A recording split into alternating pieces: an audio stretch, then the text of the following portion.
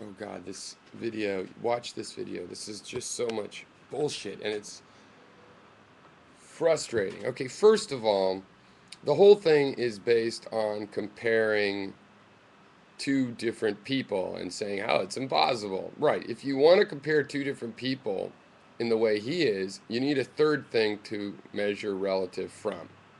Okay. And he's talking about their moral worth and trying to compare two different people.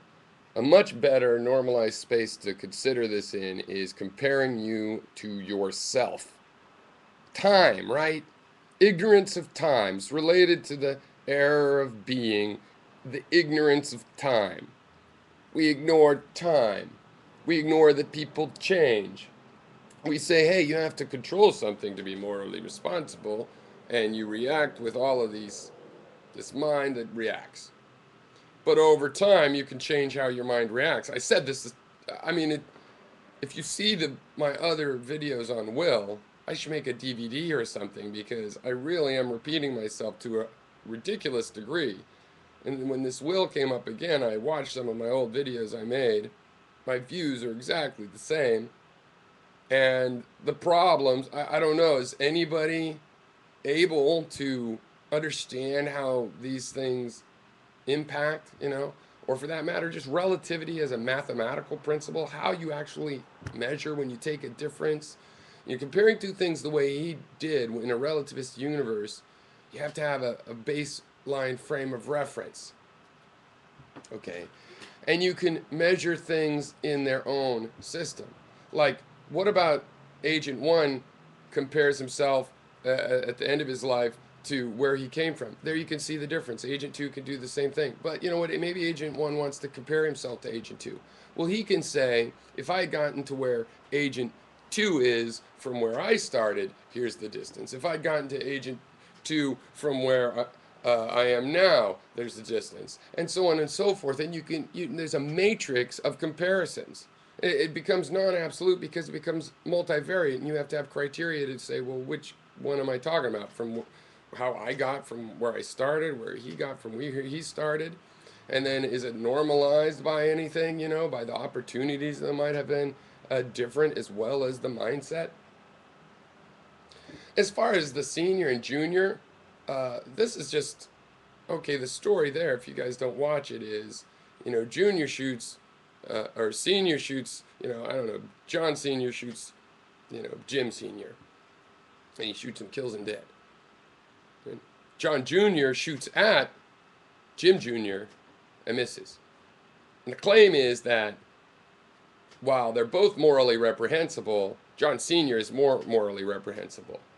No, not necessarily, not at all. I mean, this is a big problem with moral philosophy. People say, we would judge this. We don't all have the same judgment. You want to base your philosophy on, well, we would judge this. The common sense is this. Then go get into cognitive science and find a psychologist to collaborate with so you can check.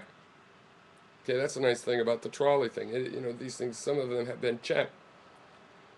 But even so, even a statistical thing, you're going to ignore all the unique moral judgments, and I think moral judgments tend to be unique. Missing when you're trying to kill somebody does not make you more moral. That's crazy. The justice system, works two ways. First of all, the analog of morality is your intent, and you're judged largely on your intent. It was just accidental. On the other hand, the other judgment is material. Why? So we don't become paranoid nutcases punishing people because of their intent. Thought police. So you have to have both. And it's this idea of you can't control who you are, you just are that, and therefore you have no control over anything. But you can change who you are. Why ignore that? We freeze time. What if you're frozen in time? Are you moral? No, you're totally frozen in time. You're not moving. You're nothing. You don't even, you have no motion. Nothing's going on. You aren't anything because to be described as being something, you have to behave in accordance with the criteria used to assign that description. So freeze us in time and ignore time Assume we're a little instant of one thing. We have an essence right then, and then draw everything from that. Look, you have to give that up. We don't have an essence. Don't argue from essences. Don't say we are something that generates what we do. Okay, we do things, and that is why we describe ourselves certain ways. But the doing is first. I have a materialist kind of a priori. Of course, there's stuff prior that we didn't even figure out. How to recognize mother, boom, programmed in. Okay, it's just that it's material, it's all tangible, it's been built up by material processes. It's not an ontological necessity. It's just the way things happen to have been when you start. And that's true when you're 45. You're 45, boom, there you are already 45. At that moment, it's like everything's starting anew and you're already there. But you can interact with yourself and change yourself. Now that's the real question here. How damaging, very, I think, that we are asking if we can will at all instead of asking how we do it. Look, all the people that deny will, they admit that day to day, meaning every second, 24/7, their whole lives, they have to live like there is will. But we are going to need to figure out how that works because that's how we're going to fix our problems in general. So the question we need to ask is, well, how does will work?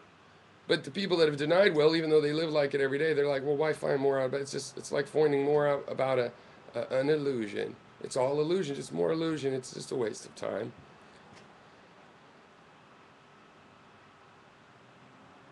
If you can't deny the appearance of there being a will, then you can't deny that we need to work on it. Now, once you've said that, I don't really care about.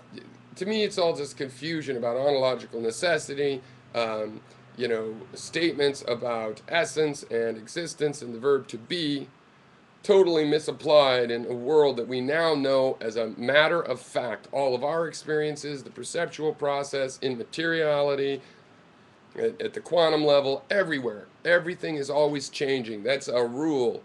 Everything is always changing and in motion. How dare you freeze that down and say, yeah, but I can get accurate ideas by freezing it down? You can't. And the metaphor from calculus proves it. You cannot do calculus if you think that lines are made of points and still hear everything.